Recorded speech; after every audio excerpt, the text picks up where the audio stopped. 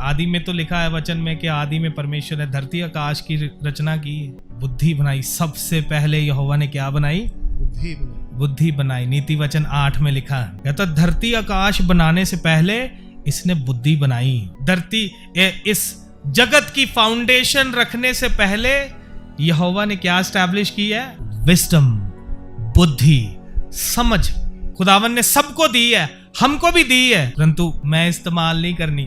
यहोवा ने मुझे काम करने के आरंभ में वरन अपने प्राचीन काल के कामों से भी पहले उत्पन्न किया। ये बुद्धि बोल रही है। जो नीति वचन 1-2 अध्याय में जो चौराहों पर खड़ी होकर पुकारती ना, बुद्धि का शब्द, वो बुद्धि बातें करती जा रही है। 1 अध्याय, 2 अध्याय, 3 अध्याय, 4, 5, 6 अध्याय, 8 अध्याय में बात कर रही बुद्धि। बुद्धि क्या कहती है कि यहोवा ने अपने काम के आरंभ करने से पहले मुझे बनाया। पढ़िए, यहोवा ने मुझे काम करने के आरंभ में वरन अपने प्राचीन काल के कामों से भी पहले उत्पन्न किया है। प्राचीन काल के कामों से भी, इससे पहले यहोवा स्वर्गदूत बनाता, सबसे पहले क्या बनाई यहोवा? बुद्धि बनाई है। मैं सदा से वर्ण आदि ही से पृथ्वी की सृष्टि से पहले ही से ठहराई गई।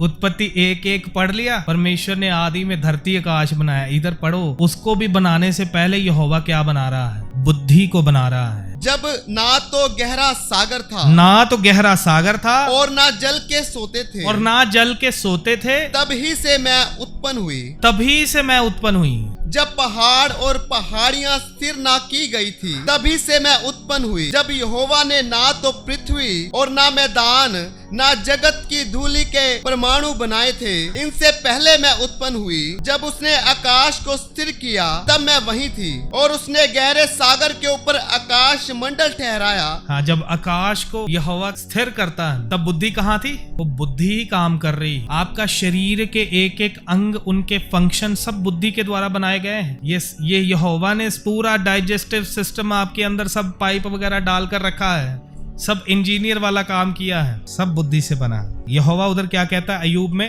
12:7 में, जानवरों से, पशुओं से पूछ और वो तुम्हें सिखाएंगे।